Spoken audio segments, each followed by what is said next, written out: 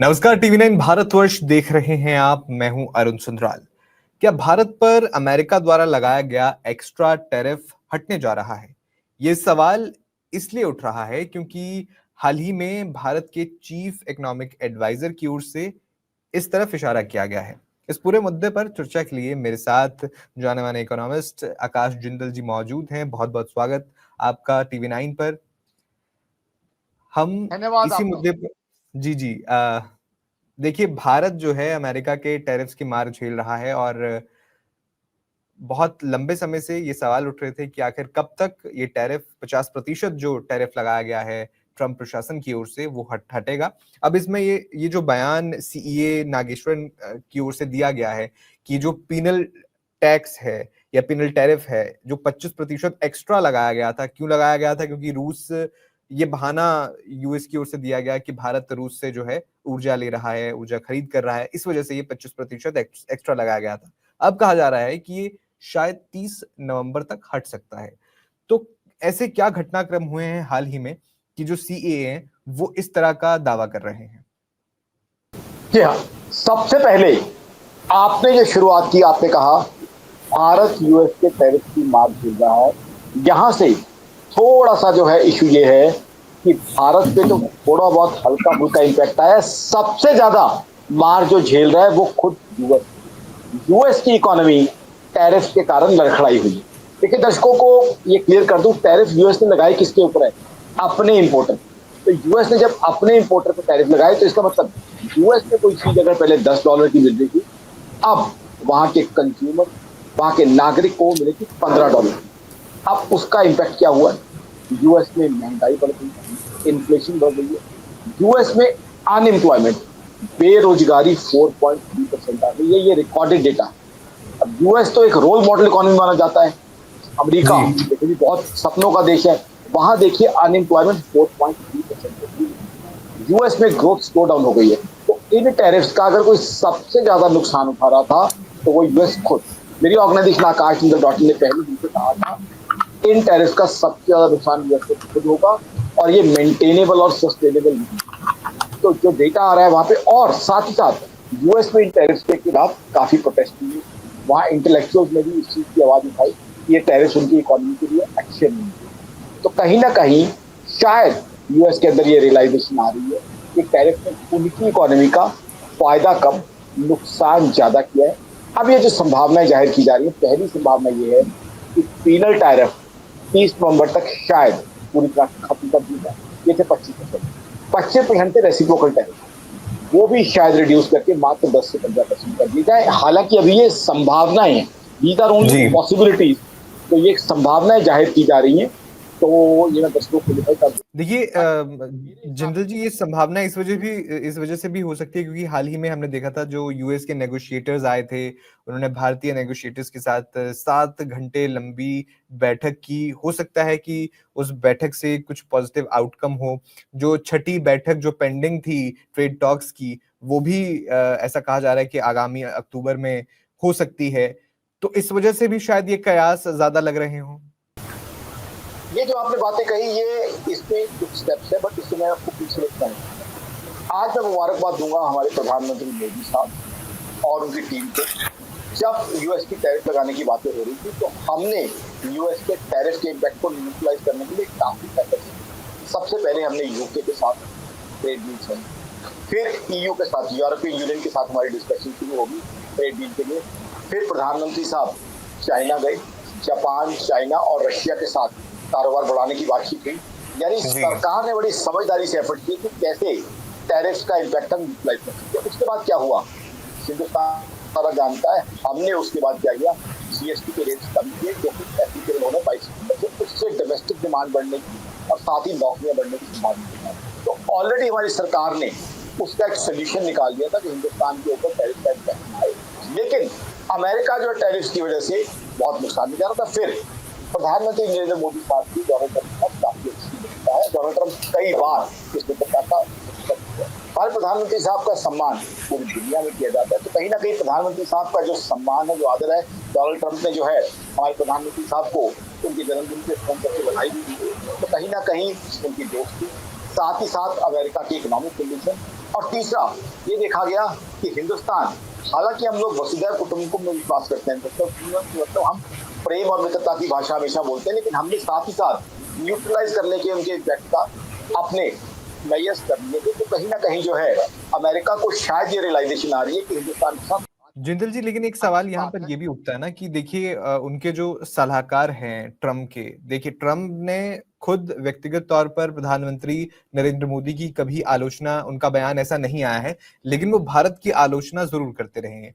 लेकिन उनके सलाहकार हैं, चाहे आप जो उनके ट्रेड एडवाइजर हैं, जो ये टैरिफ नीति है उन्हीं की देन मानी जाती है, पीटर नवारो, उनके बयान सुन लीजिए, या प्रशासन के अन्य अधिकारियों के बयान सुन लीजिए, तो वो काफी भारत विरोधी बयान दे रहे थे। तो क्या लगता है कि जो ट्रम्प के या उनके प्रशासन के रुख में जो बदलाव देखने को मिल रहा है, आपने जिक्र किया खुद की एससीओ समिट हुआ, उसमें भारत की ताकत देखी, प्रधानमंत्री मोदी ने डायरेक्ट टैरिफ पर कभी कुछ नहीं कहा, लेकिन उनकी चुप्पी ने ही बहुत कुछ कह दिया। तो ये सारे फैक्टर्स को आप मिलाकर देख रहे हैं कि अब जो है अमेरिका का रुख कहीं ना कहीं बदलता जा रहा है। अगर बदल रहा है तो ये कितना सस्टेनेबल है, क्योंकि ट्रम्प अपनी अनप्रिडिक्टेबिलिटी के लिए जाने जाते हैं। जी, सबसे पहले तो प्रधानमंत्री मोदी साहब की आपने कही, उनकी विजडम की, उनकी बुद्धिमत्ता की, जितनी तारीफ की जाए कम है।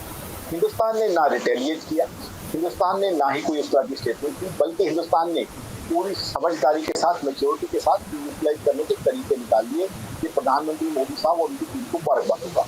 अब आपने बात की उसके बाद जो उनकी स्टेटमेंट आ रही है, उसका काफी हद तक जवाब तो आपने खुद ही दे दिया है। वो जो है उनकी जो स्टेटमेंट आ रही है, अगर उनका शुरू से ट्रैक रिकॉर्ड देखें इस टर्म की शुरुआत से, कितने कंट्रीज के टैरिफ लगाए गए और कितने उनमें से रिवर्स कर दिए, इंप्लीमेंट बहुत कम हुए हैं। तो यानी वहां पे चेंजेस बहुत ज्यादा होती रही, अनाउंस बहुत किए गए, उसके बाद कई जो है वो अवेयर्स में रख दिए गए, कई सस्पेंड कर दिए गए, रिलीज कर दिए गए। चाइना पे क्या कुछ अनाउंस किया गया था और इंप्लीमेंट कितना कम किया गया। तो कहीं ना कहीं ये चीजें साफ दिख रही है। अब आ जाती है बात कि हिंदुस्तान के खिलाफ स्टेटमेंट तो देखिए मोदी के खिलाफ कि हम रशिया से उगाड़ लेंगे।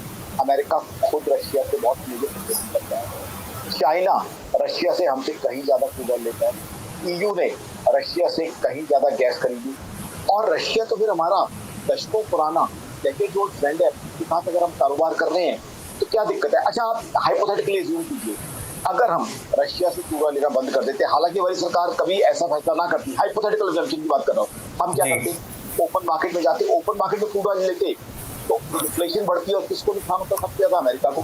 तो वो बातों किस तरह की बातें थी वो कि हम उनसे अगर रशिया 85% के आसपास हमें क्रूड ऑयल इंपोर्ट करना पड़ता है, हम रशिया से ना लेते तो ओपेक प्लस के पास जाते, नुकसान किसको होता, अमेरिका को। तो कहीं ना कहीं पे वो रियलाइजेशन हो रही है कि अमेरिका हिंदुस्तान के साथ अगर हाथ मिला के चले तभी अच्छा। और दूसरा, आज जनाब हम चढ़ते हुए सूरज है, दुनिया की बड़ी इकोनॉमी से फास्टेस्ट ग्रोइंग इकोनॉमी हम है, 7.8% की जीडीपी ग्रोथ हमारी, हमारा मुकाबला तो कोई है ही नहीं। अमेरिका खुद जनवरी टू मार्च 2025 negative GDP growth, Germany third biggest economy हमसे बड़ी है, यूरोप की सबसे बड़ी economy 2023-24 negative GDP growth, China deflation का शिकार है, यूके सितंबर अक्टूबर 2024 नेगेटिव जीडीपी ग्रोथ। तो हम तो चढ़ते हुए सूरज है जनाब, दुनिया का दस्तूर है कि चढ़ते हुए सूरज के साथ हर कोई हाथ मिलाना जाता है, मिलाना चाहता है और मिलाना चाहिए। और फिर हम तो प्रेम और मित्रता के लिए जाने जाते हैं, हमारी दोस्ती और मित्रता, हमारे प्रेम तो सब जगह जाना जाता है। आप देखिए हमारे प्रधानमंत्री साहब कहीं भी जाते हैं कितना प्रेम मिलता है उन्हें, कितना आदर सम्मान मिलता है, राष्ट्राध्यक्ष किस तरीके से उन्हें मिलते हैं, कितने हजूम जो है लाखों के उनको मिलने आ जाते हैं। तो हमारी प्रेम और मित्रता की तो मिसालें दी जाती हैं, हम तो हमेशा से हाथ मिलाने के लिए तैयार रहते हैं, लेकिन हम इस चीज को बड़ा स्ट्रिक्टली इंश्योर करेंगे कि हमारे किसान भाइयों के, हमारे फिशरमैन और डेयरी का इंटरेस्ट कहीं ना हम प्रेम से काम करने वाले लोग हैं, लेकिन अपने इंटरेस्ट को वॉच करना हमें आता है। प्रेम और मित्रता भी आती है, साथ ही साथ अपने इंटरेस्ट को वॉच करना हमें आता है। ये है हिंदुस्तान, आज का हिंदुस्तान। जी, एक इसमें एक सवाल भी उठ रहा था जब ट्रम्प की ओर से ये एक्स्ट्रा टैरिफ का अनाउंसमेंट किया गया, क्योंकि देखिए जब उन्होंने चीन पर किया, जिस तरह से हम बात कर रहे थे, चीन पर जब उन्होंने टैरिफ्स का अनाउंसमेंट किया तो चीन ने जो है वो रेसिप्रोकल टैरिफ्स लगाए थे, और बाद में ट्रम्प ने फिर लगाए और वो टैरिफ एकदम पीक पर पहुंच गए। बाद में ट्रम्प को पीछे हटना पड़ा और अब चीन पर 30% के आसपास आसपास लगता है, लेकिन चीन सबसे बड़ा जो है इंपोर्टर है रशियन ऑयल का। और ये सवाल जरूर उठ रहा था कि भारत जो है, भारत की ओर से रेसिप्रोकल टैरिफ्स क्यों नहीं लगाए गए, ये सवाल उठा।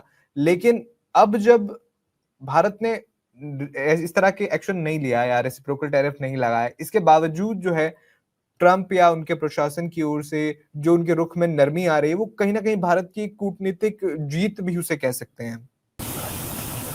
हमें जनाब इससे हमने दुनिया को दिखाया है कि प्रधानमंत्री नरेंद्र मोदी साहब की अध्यक्षता में हमें प्रेम और मित्रता के साथ जीत हासिल करनी है। देखिए ये व्यापार है, व्यापारी हमेशा वो अच्छा होता है जो टैक्टफुल हो, टैलेंटेड हो। व्यापारी कभी भी अड़ने वाला व्यापारी जो है कामयाब नहीं होता। और मैं बड़े व्यापारी को छोड़िए, आप चाहे कोई दुकानदार, चाहे मेरे रेडी वाला मित्र लगाइए, वो अड़ने वाले मेंटेलिटी वाला कामयाब नहीं होता, वो हमेशा टैक्टफुल होता है, सोल्यूशन। लेकिन ट्रम्प तो अड़ने वाले व्यापारी है ना, हम तो नहीं है ना, हम तो जो है सोल्यूशन ओरिएंटेड है, हम टैक्टफुल हैं। हमें जो है तरीके और प्रेम और मित्रता, देखिए आप हिंदुस्तान की तरफ से हमने ना तो रिटेलिएट किया, ना ही कोई टैरिफ लगाए, और प्रेम और मित्रता के साथ हम सोल्यूशन की तरफ बढ़े। इसी को तो जीत कहते हैं। जो है आप एक फिल्म का गाना मुकद्दर का सिकंदर सबको याद होगा, प्यार से जीते दिलों को वो झुका दे आसमां। तो वो गाना तो सबने देखा था 1978 में। आप तो ठीक है, आपके बर्थ से पहले की मूवी होगी, बट लोगों ने देखा होगा। तो इसीलिए तो जो है हम प्रेम और मित्रता के साथ जनाब जीतते हैं। इसीलिए तो हिंदुस्तान की मिसालें दी जाती हैं। यही तो हमारे प्रधानमंत्री साहब और उनकी टीम की बुद्धिमत्ता है। अब देखिए होगा क्या, इधर चाइना, रशिया, जापान से भी हम कारोबार करेंगे, EU और यूके से भी कारोबार करेंगे। GST रिड्यूस करके हिंदुस्तान में भी डोमेस्टिक डिमांड बढ़ जाएगी। अब संभावना ये है कि US भी टैरिफ काफी हद तक वापस ले लेगा।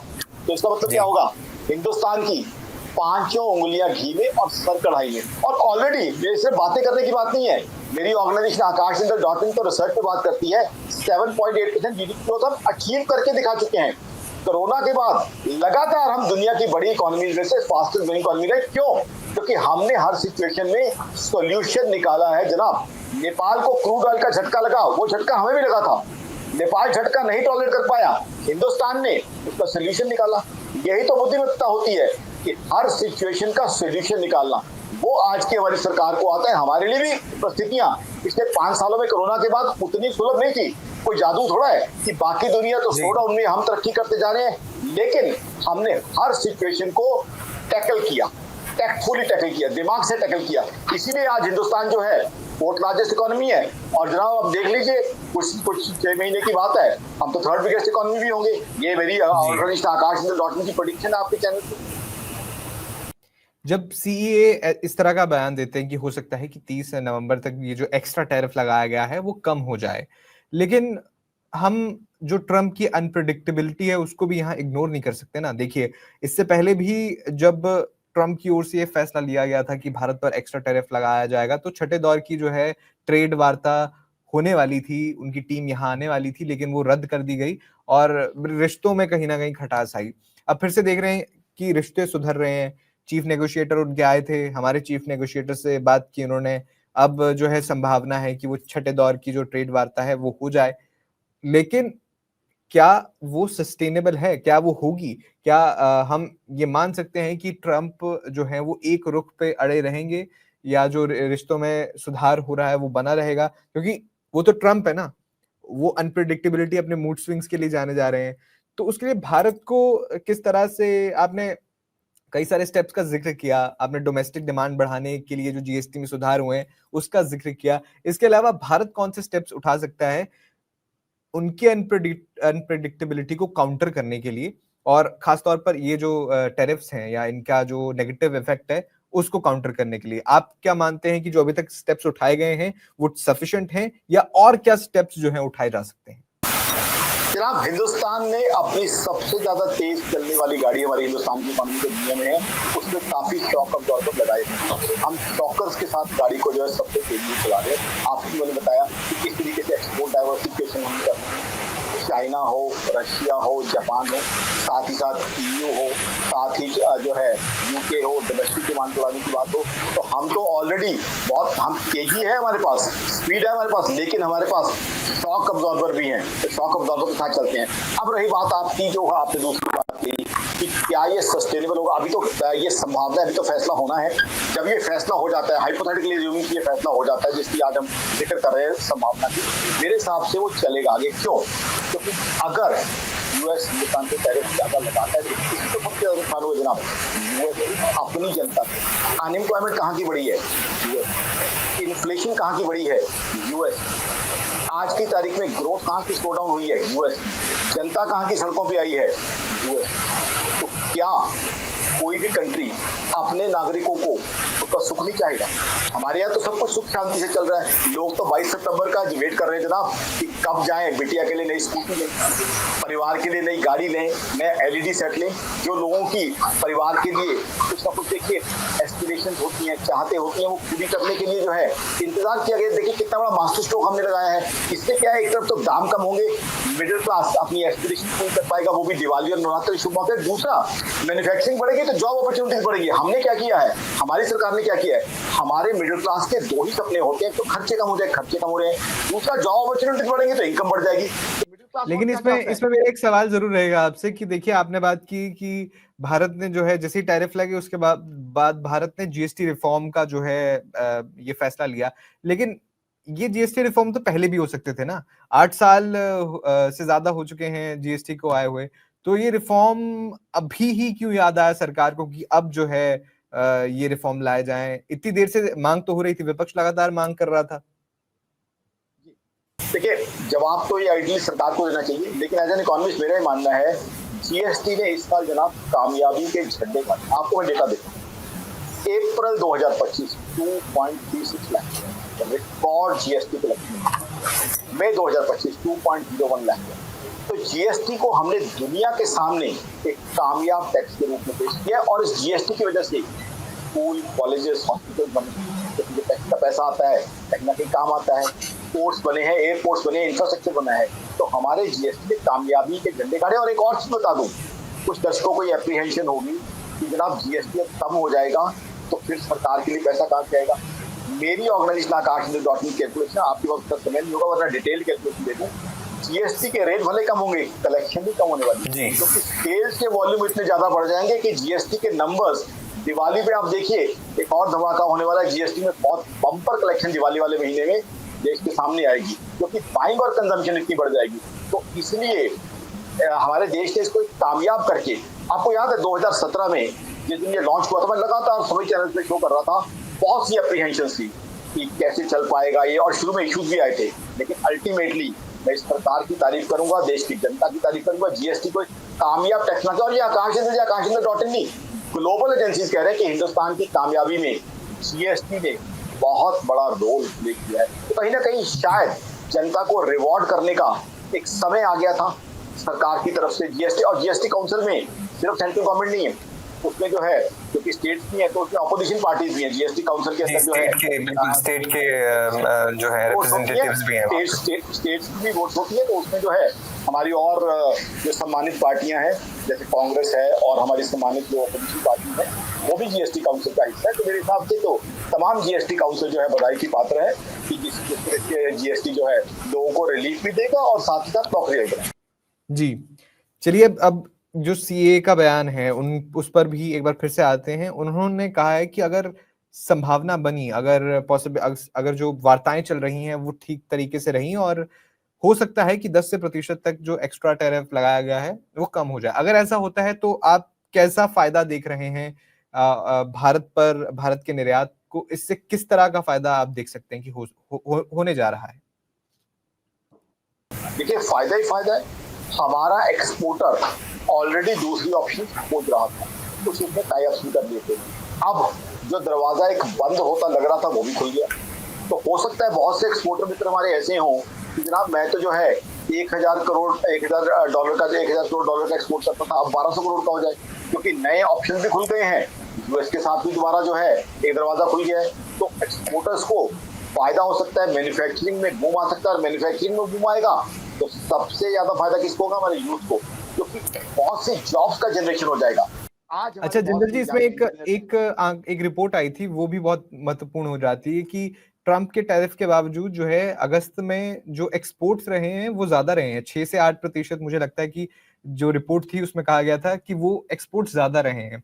तो ट्रंप का टैरिफ का असर मुझे लगता है शायद ये रिपोर्ट जो आंकड़े बता रहे हैं उसमें तो इतना नहीं दिख रहा है अभी तो, या सितंबर के आंकड़ों में वो दिखेगा? देखिए उसमें मैं थोड़ा सा ये कहूंगा कि देखिए टैरिफ 7 अगस्त और 27 अगस्त को जो इम्प्लीमेंट हुए थे, तो इसलिए अगस्त में तो जो है उसका इम्पैक्ट जो है उतना दिखने की संभावना नहीं है। एक और बड़ी इंपॉर्टेंट बात कहना चाहूंगा जो दर्शकों के लिए बहुत इंपॉर्टेंट जानना, यूएस ने टैरिफ का खेल आज से 95 साल पहले ही शुरू किया। 1930 में टैरिफ आए थे स्टील को लेकर, उसने यूएस की इकोनॉमी को बहुत नुकसान पहुंचाया था। और दर्शकों को याद होगा 1930 में ग्रेट डिप्रेशन आई थी, तो पूरी दुनिया की इकोनॉमी को डाउन था, उसमें यूएस की स्मूथ टैरिफ का बहुत बड़ा रोल। तो यानी यूएस ऑलरेडी एक टैरिफ का खेल खेल के उसका अंजाम हो चुका है। इसलिए रहा करता था बड़ा मशहूर महाभारत, उसमें टैगलाइन होती थी, सीख हम जीते युद्ध से नए युद्ध का करेंगे। तो यूएस हमसे ना सीखे, अपनी इकोनॉमी क्या है जो उन्होंने एक दूसरे से करके देखा था 95 साल, तो टैरिफ के खेल पे वजह से उनको कितना नुकसान हुआ है। तो ये यूएस के लिए जानना जरूरी है। और मेरे हिसाब से जो है अब मुझे संभावना लग रही है, जो आज पॉसिबिलिटी जाहिर की गई है, मैं उनका पूरा समर्थन करता हूँ, मैं उनका पूरा समर्थन करता हूँ, मैं इंडोर्स करता हूँ। मेरे हिसाब से ये पॉसिबिलिटी सच साबित होंगी और हिंदुस्तान का एक्सपोर्ट भी बढ़ेगा, मैन्युफैक्चरिंग बढ़ेगा, और हिंदुस्तान और अमेरिका, हमारी मित्रता जो है बहुत अच्छी मित्रता है, पॉलिटिक्स फ्रेंडशिप हमारी अमेरिका के साथ रही है, और हमारी मित्रता, हमारी और यूएस की मित्रता दोबारा चमकेगी। जी, एज एन इकोनॉमिस्ट आपसे ये सवाल पूछना चाहूंगा कि ये जो फिलहाल टैरिफ का मुद्दा है, आखिरी सवाल रहेगा मेरा, ये जो टैरिफ का मुद्दा है, आपको लगता है कि जिस तरह से अब वार्ताएं फिर से शुरू हो गई हैं, तो ये जल्द सुलझ जाएगा या फिर अनप्रेडिक्टेबिलिटी वही फैक्टर आ जाएगा और शायद लंबा खिंच जाए? क्या सीईए की बात से आप सहमत हैं? नवंबर तक कुछ राहत टैरिफ में हम देख सकते हैं? जनाब, अब तो जो बॉडी लैंग्वेज है, जो वहां से बातें हो रही है, अब ये लग रहा है, और जो वहां की मम्मी का हाल है कि ये चीजें जो है सॉर्ट आउट हो जाए। तो मेरे हिसाब से सॉर्ट आउट होने की बहुत अच्छी पॉसिबिलिटी है। हम हिंदुस्तानी मित्रता प्रेम विश्वास के लिए जाने जाते हैं। आखिर में एंड करते हुए यूएस के लोगों को, यूएस के सरकार को या यूएस के लोगों को यही कहूंगा कि हम तो मित्रता और प्रेम वाले लोग हैं। हमारे एक बड़ा मशहूर पंजाबी गाना चलता है, साडे नाल रहोगे तो ऐश करो, जिंदगी के सारे मजे कैश करोगे, साढ़े नाल दोस्ती पाके रखो, हमारे साथ मित्रता करो, आप भी फायदे उठाओगे, हम भी फायदा उठाएंगे। चलिए, बहुत बहुत शुक्रिया आकाश जिंदल जी, आपने अपनी इनसाइट्स इस पूरे मुद्दे पर दी। मुझे लगता है कि दर्शकों ने जिन्होंने सुना, उन्हें भी कुछ अंदाजा हुआ होगा कि किस तरह से भारत और अमेरिका के बीच एक बार फिर से ट्रेड पर वार्ताएं जो हैं शुरू हो गई हैं। तो हो सकता है कि जल्द इस पर जो है बातचीत अच्छे से आगे बढ़े और जल्द ये मुद्दा सुलझ जाए। फिलहाल आपका बहुत बहुत शुक्रिया हमारे साथ TV9 पर जुड़ने के लिए।